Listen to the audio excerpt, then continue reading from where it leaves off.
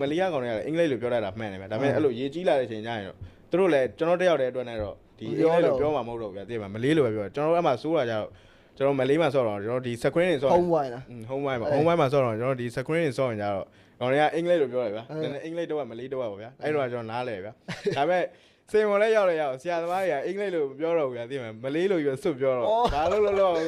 ကျွန်တော်လဲဗျာပြောမလေးစကားတက်လားမလေးစကားတက်တယ်ဗျာဒါပေမဲ့အဲ့လိုတကယ်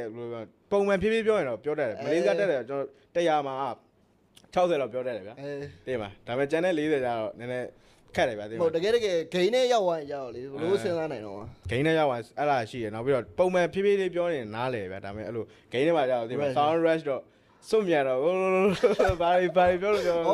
အဓိကအဲ့မှာဖြစ်တာလေအဲ့ဟို language ပဲဗော language ပေါ့ language ကအဓိကပဲအေးနော်အဲ့ဒါတော်တော်ဆုံးပါအဓိကဖိလစ်ပင်းတို့ဘာလို့ဆိုရင်တော့အင်္ဂလိပ်လိုတော်တော်ပြောရတယ်နော်ဖိလစ်ပင်းတို့ဘာလို့အဓိကအဲ့လိုကျွန်တော်ကတော့အဲ့လို2ယောက်သွားတာတော့ပိုကောင်းတယ်2ယောက်သွားရင်တော့နည်းနည်းအဖော်ရပဲ2ယောက်ဆိုတော့ဗျ2ယောက်3ယောက်ဆိုတော့တည့်မှာအေးနော်အဲ့လိုညှိလို့ရပဲတယောက်တည်းကျတော့ညှိရတာခက်တယ်ဗျာတည့်မှာဟုတ်တယ်ဒီကရှိရတယောက်နဲ့ connection လောက်တာဟောပါတော့လုပ်လို့ရတယ်နော်ဟုတ်တယ်